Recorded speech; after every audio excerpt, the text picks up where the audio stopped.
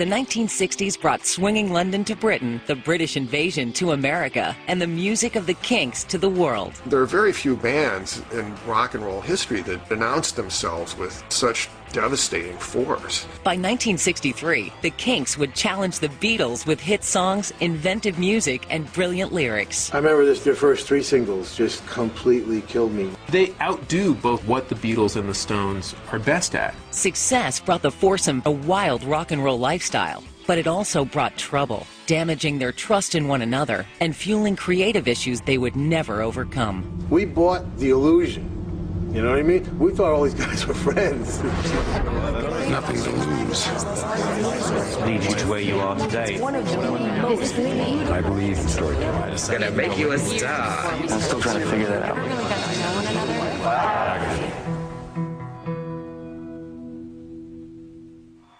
In August of 1964, the Kinks, made up of brothers Ray and Dave Davies, Mick Avery and Peter Quaife, released a song that would become part of rock and roll history. Girl, you really got me going. You got me so I know what I'm doing. You Really Got Me is one of the most influential songs ever in rock and roll. It's about a kid who's sexually attracted to a girl and they make out.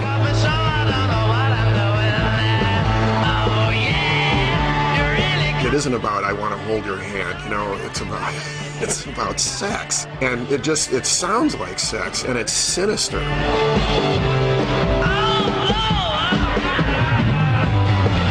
The song, with its raw primal beat, hit #1 on the UK charts within a month.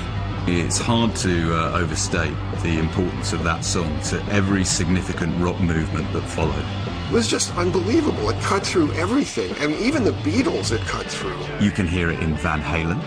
You can hear it in punk rock. You can hear it in, I don't know, some kid putting out an indie record today. You Really Got Me steered popular music in a new direction, and it was all powered by the Davis brothers and a small 8-watt amp purchased in a second-hand shop. In actuality, it was this little pig-nose amplifier that I think all of us used to kick every now and then as we went by, just to make it sound even more raunchy than it did. What Dave did, he took this little green amp, about this big. It was the one that we used to rehearse with. And I'd messed around trying to get a decent sound out my amp. I couldn't. You got like a bright sound or bassy sound, and that was it. So I decided to experiment. Ray said that Dave stuck a knitting needle through the speaker to make it distort, and Dave says that what he did was he took a razor blade and sliced the speaker to make it distort. And I plugged it in, and it made that noise. Oh, it's fantastic. Dave's guitar was snarling, he was playing these bar chords, and Ray's vocal was snarling. And it was just like, wow, I didn't know you could have that emotion on a record. It was a completely new sound, which was the toughest guitar sound, that we had ever heard. This was a new sound from a new band that had formed just months before in the town of Muswell Hill, London. Well, the Kinks began at the William Grimshaw Secondary Modern School in Muswell Hill. We were at a music lessons. One day, one of our teachers asked us if any of us could play any instrument. He said, because it would be nice if you could play at the school dance.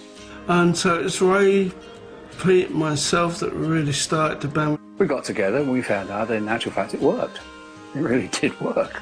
And we got up on the stage on the night of the school dance and it went down great. We looked at each other and went, boy, maybe we're onto something here. We were like 3 baby musketeers.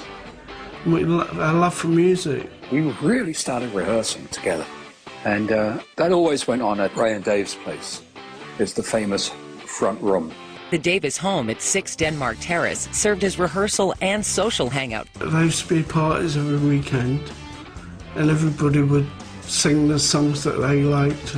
And the more we played out, the better we got. And the more excited we got. We had various drummers.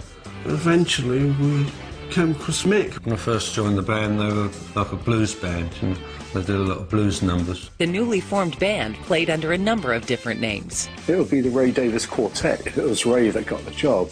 But, so if I got the job, it was Peter Quaife Quartet. Until Ray found out about that, and then he said, no, I knew them before you did, and it's the Ray Davies Quartet. I think they used to change the name quite a bit. My earliest recollections are really playing gigs in Muswell Hill under a variety of names, the Ravens, which was my favourite name.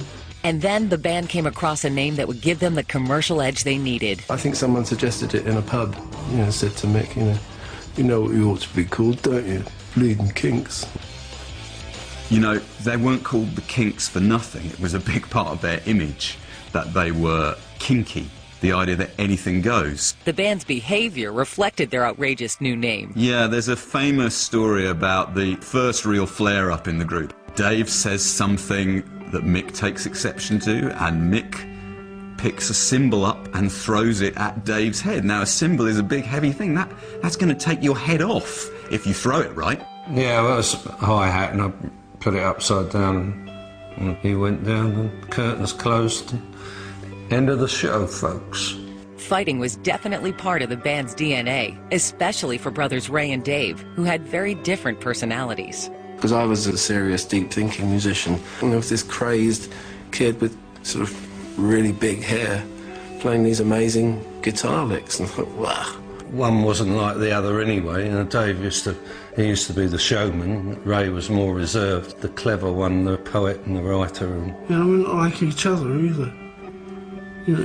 I'm not like everybody else, and I'm especially not like my brother, and vice versa. So it's kind of an interesting dynamic there. And undoubtedly, that gave the group some of the fire that it had. And if you look at footage of them playing You Really Got Me, Ray is quite laid back while he's singing, and over to his right is Dave Davies, raving it up like no one before or since. Even if they were trying to outdo each other, it worked, That was a good combination. Oh yeah, you really got me now. You got me so I can't see my name. You really got me. The tension, of course, was important. I think when it got out of control, when it became damaging, that's when it went wrong. The band's infighting, however, did not distract them from the success the Beatles were having in America. We knew that we could open up America, but in order to do that, we had to be there. In February of 1964, the Beatles performed on The Ed Sullivan Show. 74 million Americans tuned in to witness the start of the British invasion. I've equated the Beatles on Ed Sullivan and the whole British invasion really to a spaceship landing in Central Park. I mean, it's that kind of impact. That was the sound of the baby boom discovering itself. And the Beatles come to America and become a phenomenon unlike anything before or after. They have 9,000 of the top 1,000 songs. It's not mathematically possible, but the Beatles rule the American charts and they rule the American teen consciousness, and there gets to be this hunger for anything remotely Beatles-like. When we went home from Christmas vacation that year, the world was black and white. And when we came back in the beginning of January, the world was in color. Everything was different after that, Like other British bands, the Kinks wanted badly to get in on this exciting American market. There were lots of record companies and lots of other bands, obviously, who looked at the Beatles and said, I want to do that too. The Kinks were well positioned to join the invasion. The question was, could these four teenagers pull their act together for America? America was like a fantasy land to us then.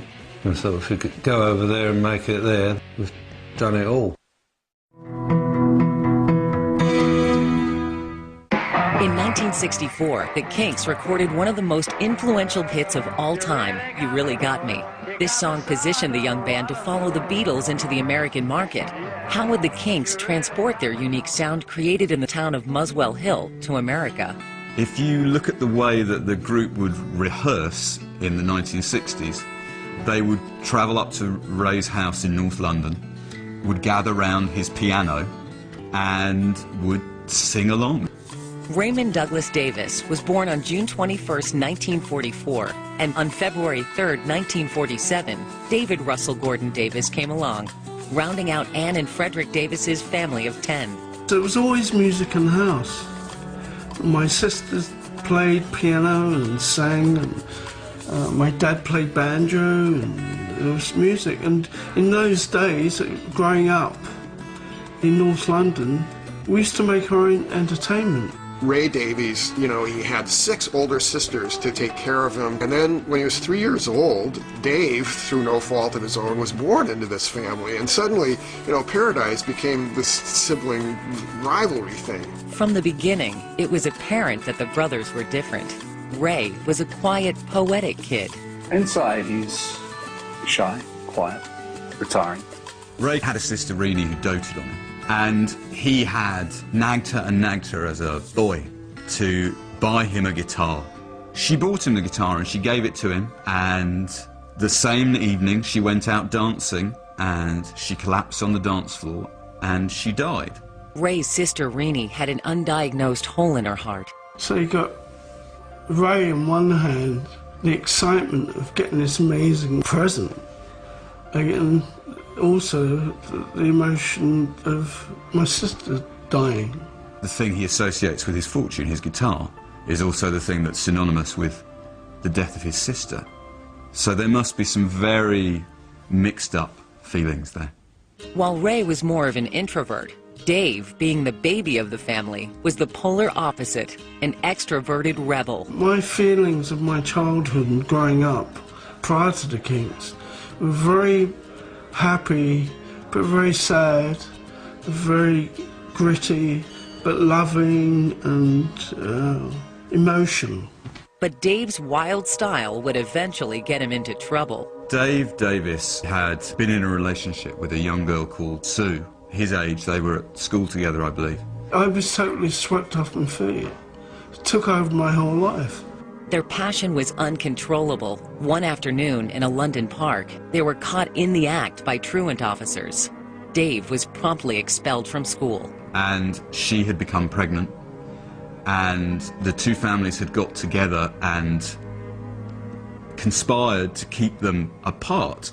Sue's parents were telling her that I didn't want her anymore. My parents were telling me that she didn't want me anymore. So imagine you carrying that around with you as you grow up.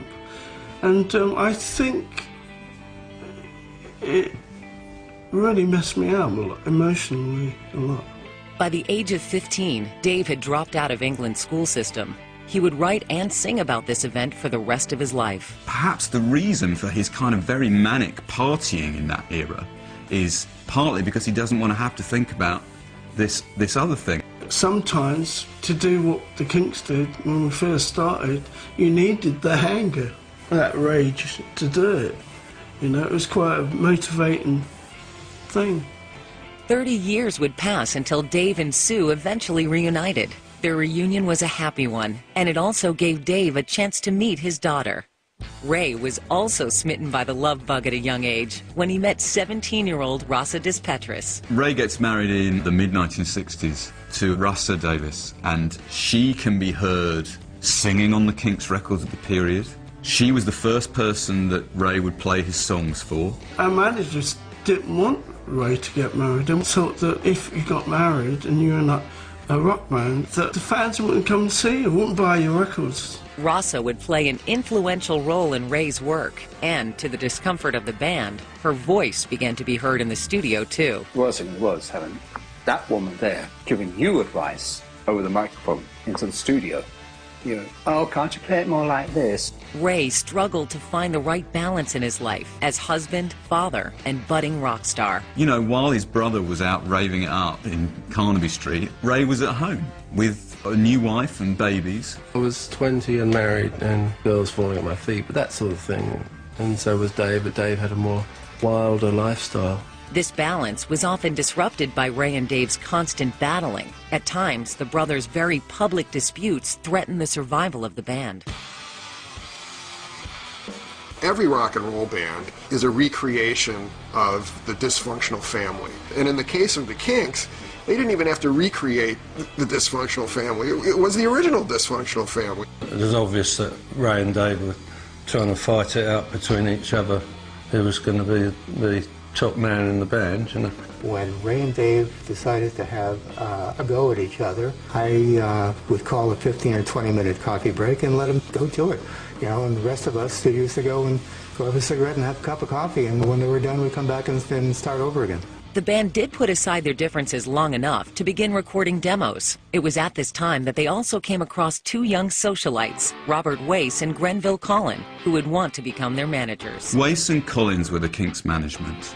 You know, they were quite a strange, upper-class duo who had no real experience in this area, and yet had the chutzpah and the charm. I thought it was the most exciting prospect because I was a young boy, you know, I was 16 years old, entering into a business that I'd always loved. I thought, oh, you know, they'll look after us and nice people. And I was really quite naive. I think we all were. This is the great 60s thing, these opportunities for people who previously would not have had the opportunity.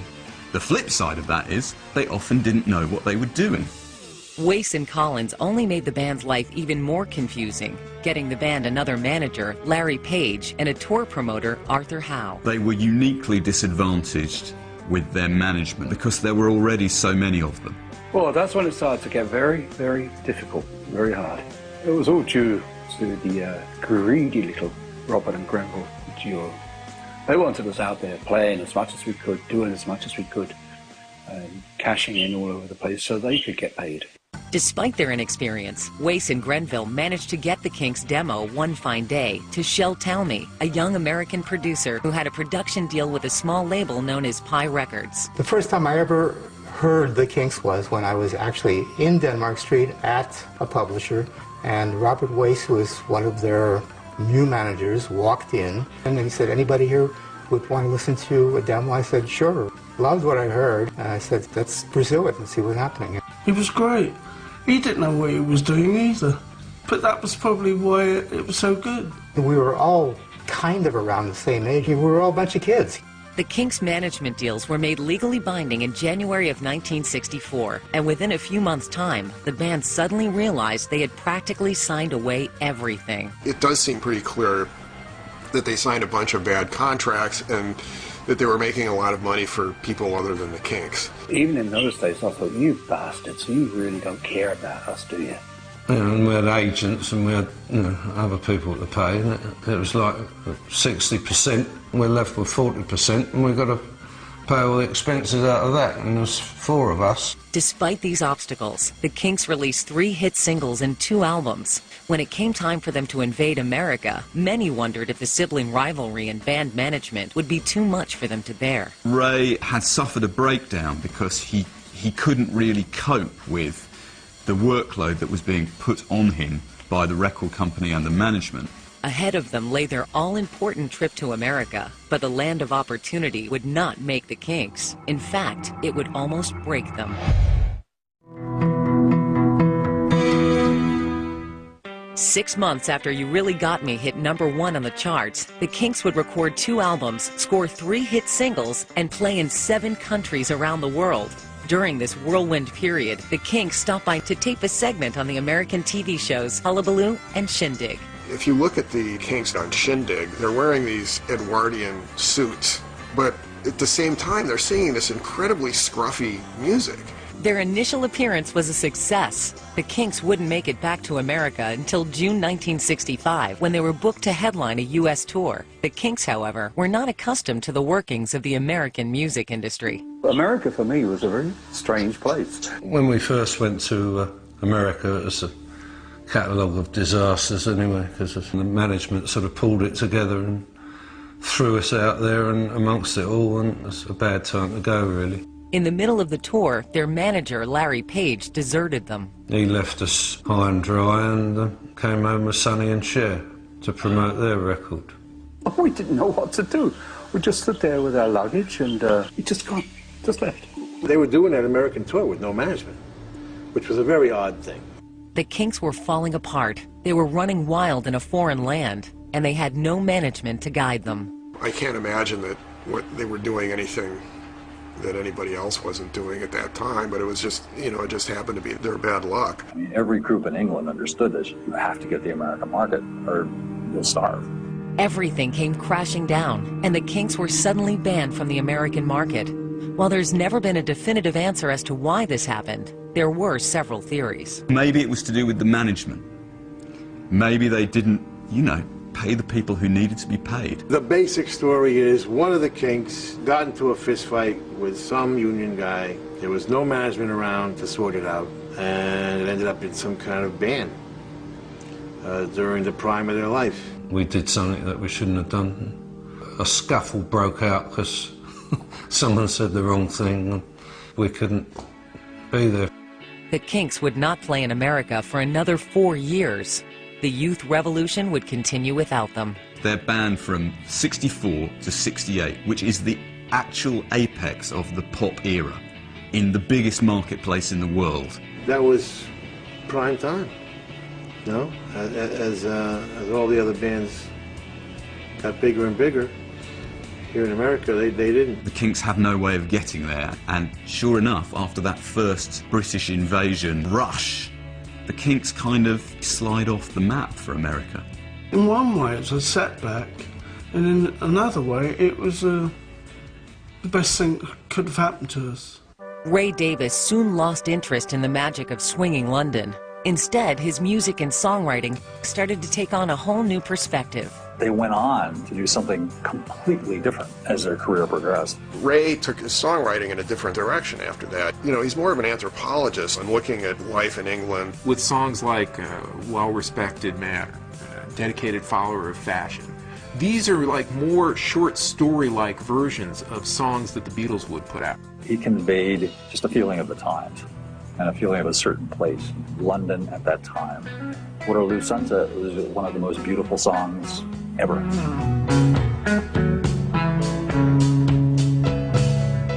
Dirty old river, must you keep rolling, flowing into the night. The Kinks raised the artistic ambition level on tiny little 3-minute pop songs. They can be character studies, they can be part of a concept album, they can be like short stories.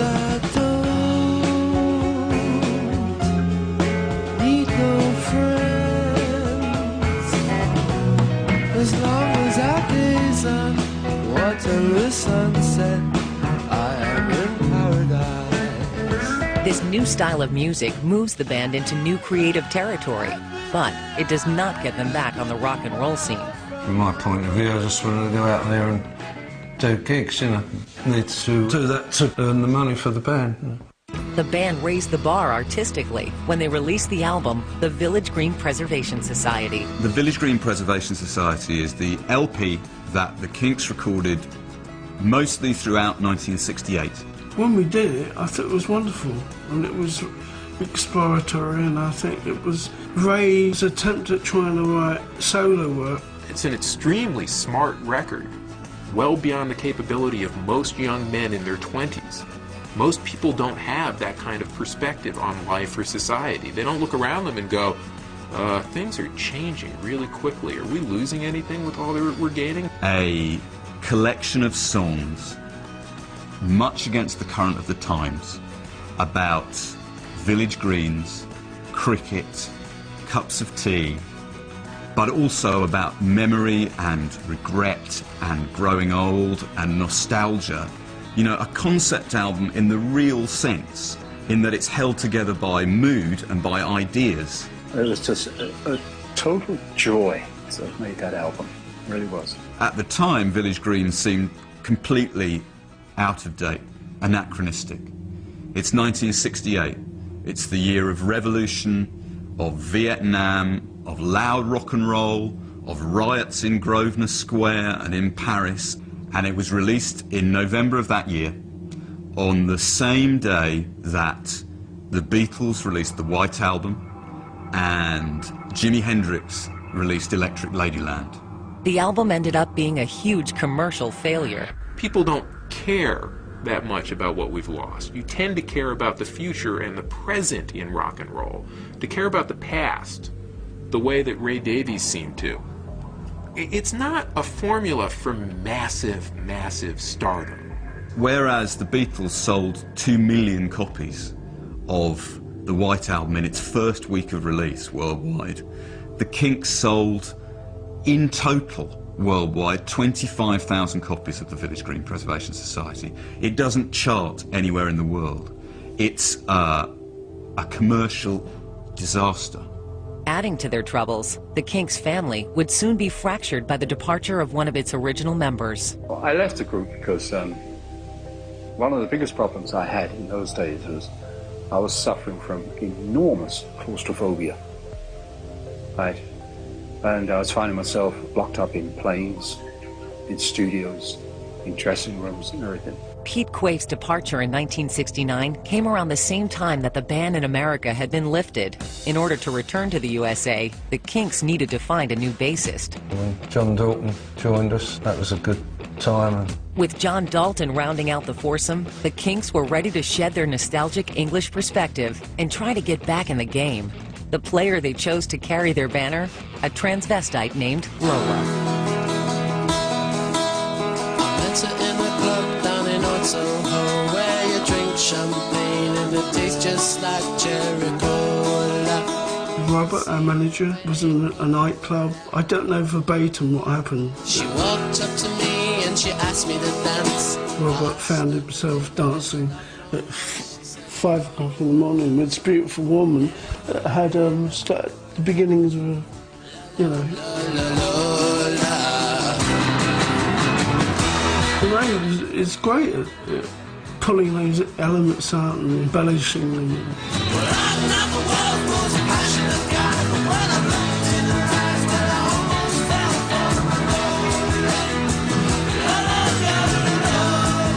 After 4 years of releasing cynical songs about British society, the Kinks managed to get back on the charts with their quirky hit song about an unusual subject. At this point, the Kinks were ready for a second American invasion, but they never imagined how a partnership with a Yankee music mogul would change their lives. By the late 1970s, the Kinks are signed to Clive Davis's label Arista, and they are making big American hit records, finally, for the first time since the early 1960s. By 1970, the Kinks were able to reach a whole new audience with the success of their hit song Lola. The song went top 5 in the UK and top 10 in America. When I was in college, you know, Lola came out and it was like, the Kinks? They're still around? And, you know, I didn't even know they still existed. With the ban in America lifted, the Kinks were ready to hit the American road again. The story of the Kinks in the 1970s is the story of Ray's attempt to claw back the success in America that he felt had been deprived him in the 1960s. They seem to keep chasing the credit they deserve down increasingly ambitious artistic paths until they're not outdoing anyone.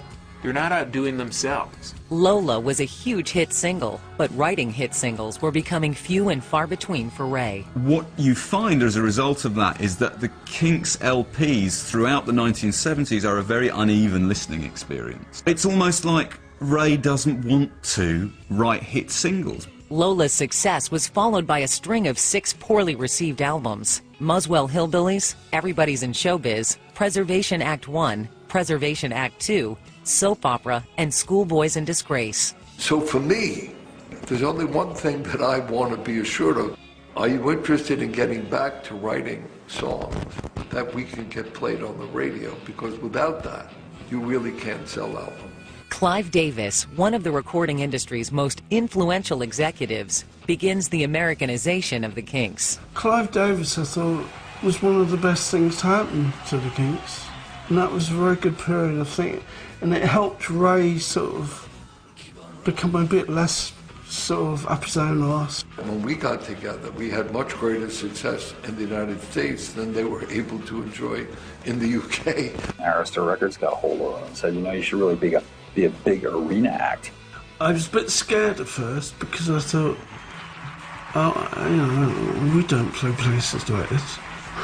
But I actually started to really get into it, and it gave me a lot of confidence, a lot of self-belief. The first big, really big hit of our association was I Wish I Could Fly Like Superman. And when that crossed over to top 40, and they were being discovered in person by a whole new generation, one of the big thrills of my life was seeing that headline at Madison Square Garden in 1979. It's not until the 80s when they start actually rebuilding their reputation as a rock band that plays the hits. And they put out an album, not sarcastically titled, Give the People What They Want, and hope they get what they deserve. That they're going to have hits. You know, 18,000 fans to see the Kinks and screaming for them as the show began. And of course, by the time the show was over, that magic came through, and it was one of the great, great memorable shows that I remember. In 1990, the Kinks were made part of American music royalty when they were inducted into the Rock and Roll Hall of Fame. As soon as they were eligible, they were inducted. It was great. Pete Townsend inducting them. Perfect. I didn't like that at first, but then I thought, well, hey, we should be in it. There's all these other people in it, and why not? And I thought, okay, we should be in it. Thank you. Throughout this period, however, Ray and Dave's love-hate relationship continued to make the band a dysfunctional family. They were always like that. They were always like it. The thing is that both Ray and Dave are extremely hot-tempered, and they can lose it, just like that, bang. All Kinks music is all grown out of family and love and emotions and all the experiences. They've had fights on stage. They've, you know, he said things that he probably thought were jokes on stage, but were, you know, really incredibly cruel. It is love-hate to some extent. Yeah, I think it is human nature to be a little resentful of somebody you depend on. I think everybody has a thing where they want to be an island. They want to be, you know, completely in control of their own destiny. Nobody wants to compromise at all. Of course I love Ray. Absolutely. Unequivocally. And that's probably been a problem. Yeah, I mean, we didn't talk enough, really, as a band. Everyone had individual sort of ideas of what should happen, what shouldn't happen. Ray Davies, you know, there's a part of him that wants people around him in a situation of relative equality. You know, he wants people to stand up to him and tell him things, but on the other hand, he doesn't want that at all. I'd just like to say that I think that I thought Ray could have been a little bit more generous with my creative input and help over the years. And he has his problems with me sometimes, but that's inevitable. I'm not an easy person to work with. In 1995, the Kinks threw in the towel and disbanded. I think it's a good idea that they stopped, because obviously, apart from the brothers hating each other, it was time to stop. They should have. It's a good thing the Beatles stopped. Though the Davis brothers had gone their separate ways, life-threatening events loomed on the horizon and would eventually bring them together once again. I was devastated.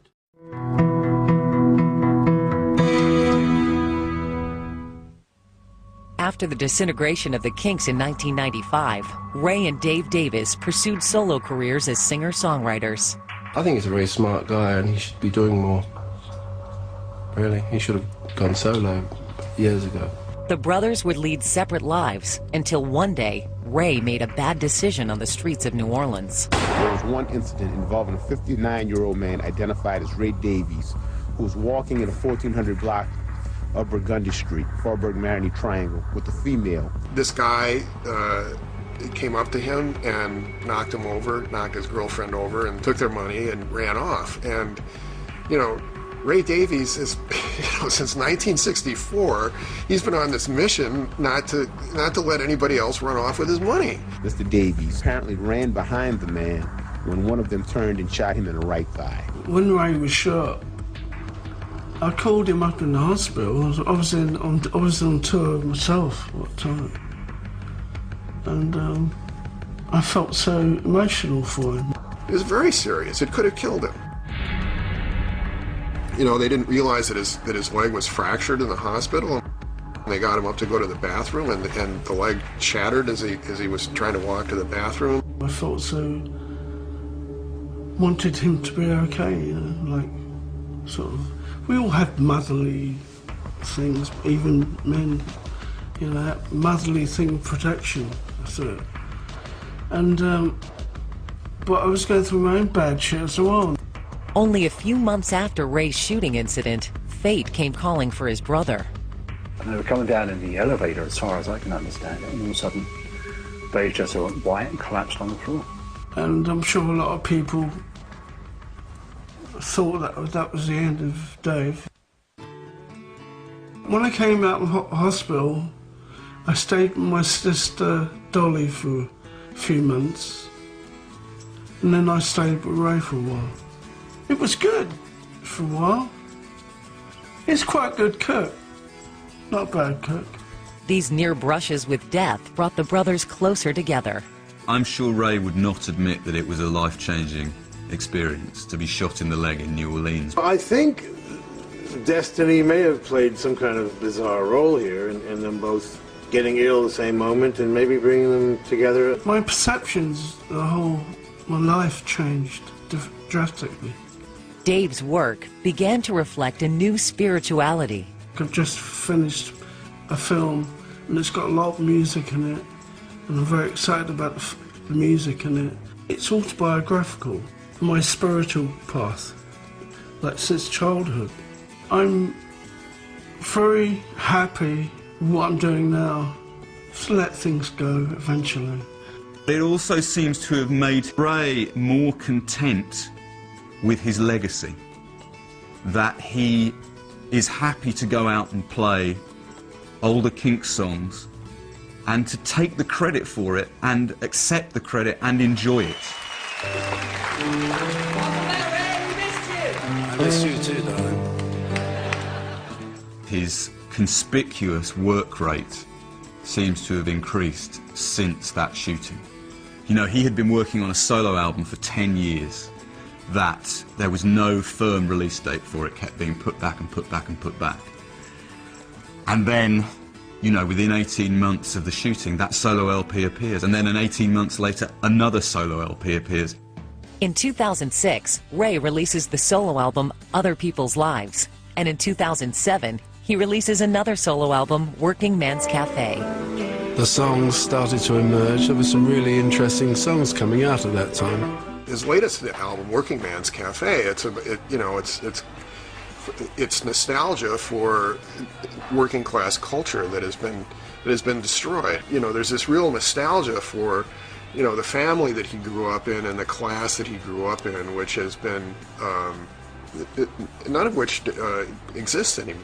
There's a strain that runs through all of Ray Davies' writing after a certain point, where he's basically saying, I don't belong in this world. I was not made for these times. I do not feel comfortable. You know, I was talking to someone yesterday and they say, if you're over 21, you don't exist, which is kind of sad, really, because it just indicates the way that the culture's going here. But I'm kind of optimistic. Dave, on the other hand, had published an autobiographical book titled Kink and released a solo album, Fractured Minds. I got an idea for the first song for Fractured Minds, which was the title of the album, when I was lying on my back. I originally sold it on the website, my website. That's what I love about the internet. You can write a song in a hospital bed and put it out 3 months later or a month later. New technology like the internet would help both Ray and Dave keep in touch with their fans. I think the Kinks audience also either expressed through downloads or through blogging or through the internet. And, you know, Ray has been very careful to have a site that people can come to and talk to one another. You know, they seem to be a group that find a repeating young audience. One question that remained on the blogosphere, would the band ever get over their lifelong differences and reunite? A couple of years go by and I start reading rumours and people that Ray wants to get the Kinks back together.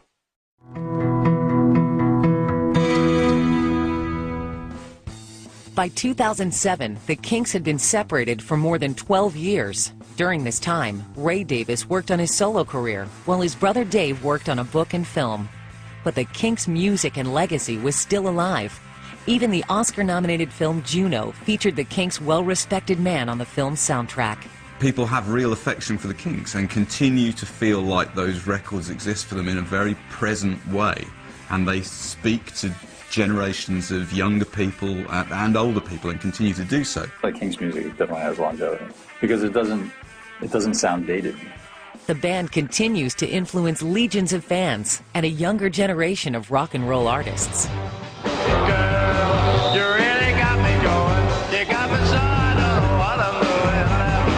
think the Kinks, if you're interested in rock and roll, really passionately interested in it, remain relevant, particularly to young bands today and therefore to young listeners today.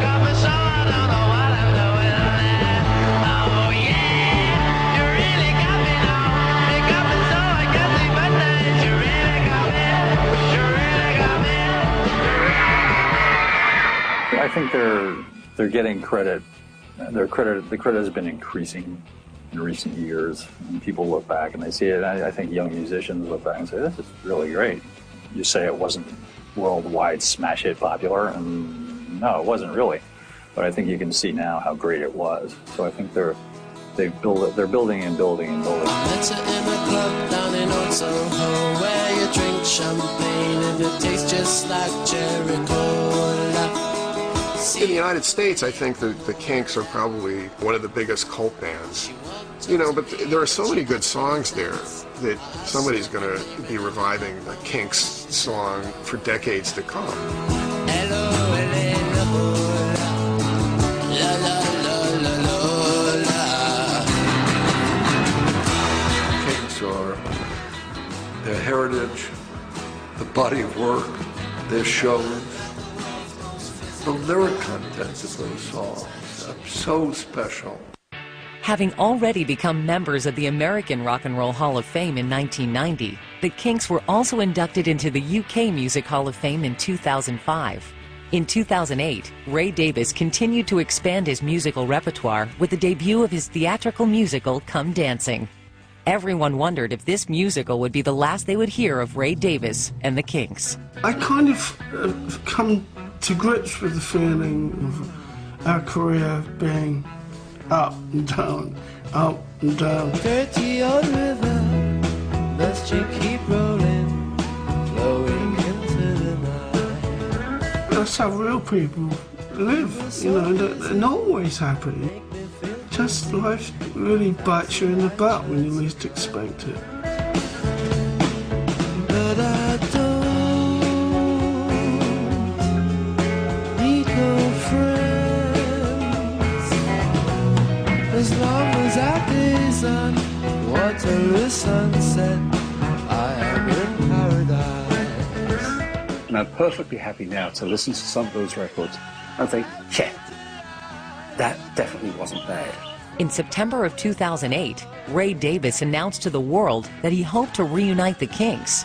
But were Dave, Mick, and Pete on board? You see, with Ray, it always has to be his idea. That's a really, really big problem. And maybe that's the way it can only function in that way. The world would come to see the four original Kinks play together. Yeah. Would I reunite with the Kinks? Absolutely, definitely not. No way, no way. I hope they do reunite, and you know, and I hope they go back and recognize how great those early records were. You know, but it's unlikely. I've had to deal with emotionally with what I've donated to the Kinks, emotionally and spiritually. I've done that. Now I have to use what time I have to work on my own stuff. But of course I'd like to work with Ray again. I believe that if the Kinks get back together, that there are a tremendous number of people who would not love to see them, and that he could have a triumphant tour. And I'd be right there in the front row cheering them on. None of them really appreciate what they did, because most of that generation just don't do that. They don't. For whatever reason, maybe the memories are just not that pleasant about the early records, or being ripped off, or whatever. You know, the dynamics at the time just makes it difficult for them to go back and enjoy them, which is a shame. Whether or not the four original members of the Kinks, Dave Davies, Peter Quaife, Mick Avery, and Ray Davies, ever reunite again, one thing's for sure: their music will live on. Well, I don't care if you hate each other, love each other, stay together if you can. Go do your side projects, do your solo records, but always come back to a band. A band that actually works, right? That actually makes great music is a magical thing and should never, ever break up. Blood will be spilled, you know? But that's okay. You know, it's worth it. I can't understand why everybody's quarreling. Nobody gives in case they lose face. And everybody's guilty, and everybody's innocent.